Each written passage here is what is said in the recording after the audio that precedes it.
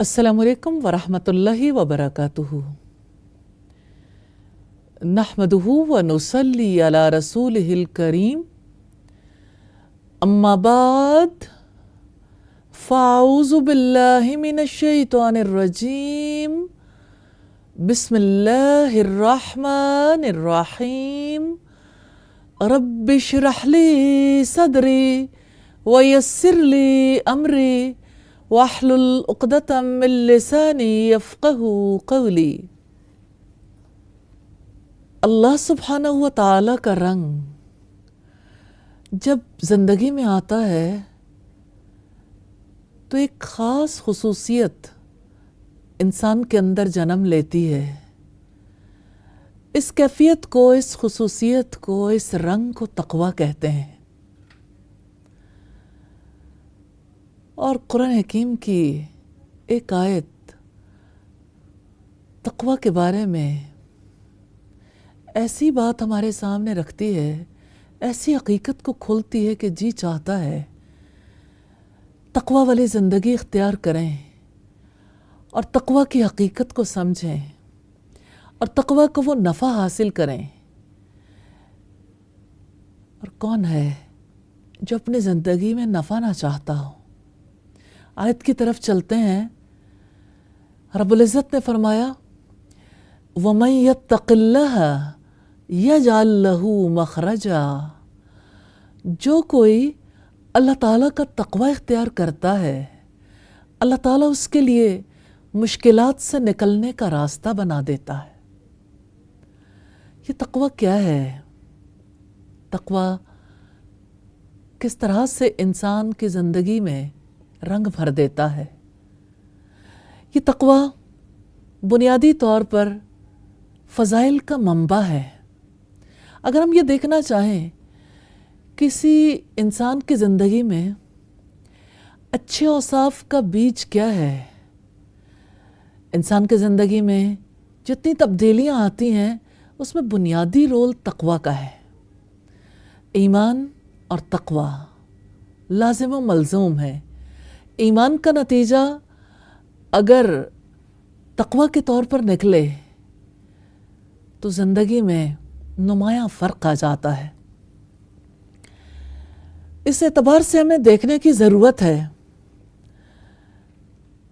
تقوی کیا ہے، ہمارے دل تقوی کو کیسے حاصل کر سکتے ہیں، تقوی کے ثمرات کیا ہیں، اس کے درجات کیا ہیں، اور تقوی کے معین اسباب کیا ہیں۔ تقوی وحشت کا ساتھی ہے۔ تقوی رحمت، وفا، صدق، عدل، سخاوت اور عطا سب تقوی کے پھل ہیں۔ اللہ رب العزت کی کتاب کو جب ہم اوپن کرتے ہیں تو ایک بڑی واضح سٹیٹمنٹ ہمیں ملتی ہے، ذالک الکتاب لا ریب فیہ، یہ وہ کتاب ہے جس میں کوئی شک نہیں، ھدی للمتقین، یہ ہدایت ہے متقیوں کے لیے۔ متقی کون ہے؟ تقوی کیسے اختیار کرتا ہے؟ تقوی کے بارے میں بنیادی بات جاننے کے بعد اگلے مراحل کو سمجھنا زیادہ آسان ہو جائے گا۔ تقوی کے بارے میں امام ابن تیمیہ نے کہا، ہمارے اسلاف سے تقوی کی جو وضاحت ملتی ہے وہ یہی کہ اللہ تعالیٰ سے ثواب کی امید رکھ کر اس کی اطاعت کے کام کرنا اور اللہ تعالیٰ کے عذاب کے خوف سے اس کے روکے سے رک جانا، یہ تقوی ہے۔ اگر ہم اس امید اور خوف کو دیکھنا چاہیں تو اس کا منبع اور مرکز انسان کا دل ہے۔ اسی لیے نبی صلی اللہ علیہ وسلم نے فرمایا التقوی ہا ہونا، تقوی یہاں ہے۔ تو تقوی دراصل ایک کیفیت ہے، تقوی ایک وصف ہے، تقوی دراصل انسان کی کانشیسنس ہے، احتیاط پسندی جہاں سے ابھرتی ہے۔ ہر دم ہر لمحے تقوی کس طرح سے اللہ کا رنگ، اللہ سبحانہ و تعالیٰ کا تعلق اور جو رب کی پسند ہے اس کو اختیار کرنے کی رغبت دلاتا ہے، اور اس کی ناپسند کو چھوڑنے کے لیے خوف دلاتا ہے۔ تقوی کے حوالے سے پہلی بات ہم یہ دیکھیں گے، جو چیز تقوی کے رزلٹ کے طور پر سامنے آتی ہے، کم کلام کرنا۔ جس دنیا میں لوگ چیٹر باکس بن جائیں، جہاں ہر کوئی زبان کو لگام دینے کے قابل نہ ہو، وہاں تقوی کے بارے میں سوچا بھی نہیں جا سکتا۔ پھر اب دیکھیے، تقوی والا اپنے آپ کو لگام ڈالنے کے قابل ہوتا ہے، کیونکہ اپنے اوپر کنٹرول کرتا ہے نا۔ اس کے دل میں اللہ تعالیٰ سے امید بھی ہے اور اللہ کا خوف بھی ہے۔ تو تقوی دراصل بدی کے راستے کی رکاوٹ ہے اور نیکی کے راستے کے لیے آسانیاں فراہم کرنے والا ہے۔ حافظ ابن قیم نے کہا، جہاں تک تقوی کا تعلق ہے، ایمان اور اخلاص کے ساتھ اللہ تعالیٰ کی اطاعت کے کام کرنا، جو وہ حکم دے۔ اخلاص یعنی اللہ کی خوشی کے لیے، اللہ کی پسند کے مطابق کام کرنا۔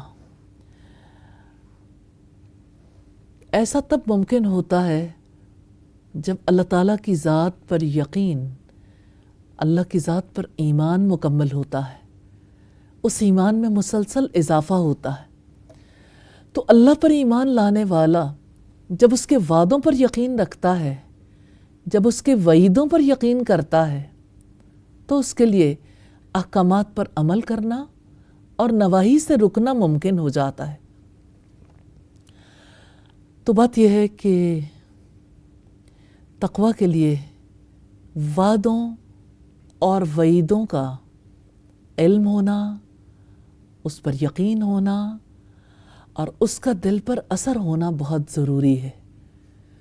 کیونکہ اگر وعدوں پر یقین نہ ہو تو امید نہیں بندھتی، اور وعیدوں کا خوف نہ ہو تو برائی نہیں چھوٹتی۔ تقوی امید اور خوف کو عملی طور پر اختیار کرنے کا نام ہے۔ نبی صلی اللہ علیہ وسلم نے فرمایا، ایمان خوف اور امید کے بین بین ہے، اور انسان جب اس کو پریکٹیکلی ایکسپیرینس کرتا ہے، عملی طور پر امید کو برتتا ہے، امید رکھتا ہے ثواب کی، خوف رکھتا ہے عذاب کا، تب اس کے اندر تقوی کی وہ کیفیت پیدا ہوتی ہے۔ طلق بن حبیب کہتے ہیں، جب فتنے کی آگ بھڑک اٹھے تو اسے تقوی سے بجھا دو۔ اور تقوی کیا ہے؟ انہوں نے کہا، یہ تو اللہ کی اطاعت ہے کہ تم اللہ کی اطاعت کرو اور اللہ تعالیٰ کی طرف سے تم روشنی پر ہوگے، تم اللہ کے ثواب کی امید رکھو، اور یہ کہ تم اس کی نافرمانی چھوڑ دو، اللہ تعالیٰ کی طرف سے روشنی پر رہو گے اور اللہ کے عذاب کا خوف رکھو گے۔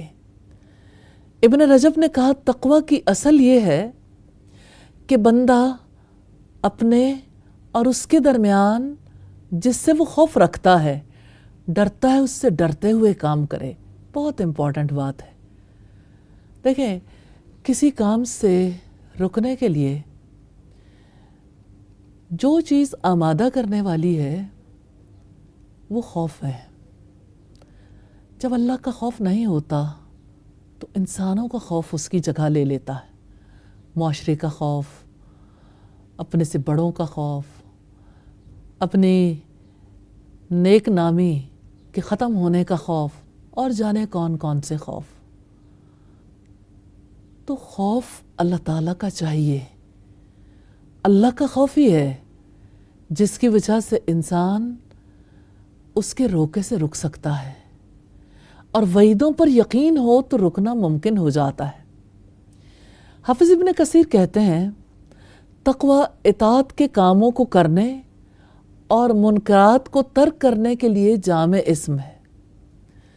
ابو سعود کہتے ہیں کہ تقوی آخرت کا نقصان کرنے والے اعمال سے کمال درجے کے بچنے کا نام ہے، یعنی جو کام بھی آخرت کے لیے نقصان دہ ہوں ان کاموں سے بچنے کا نام تقوی ہے۔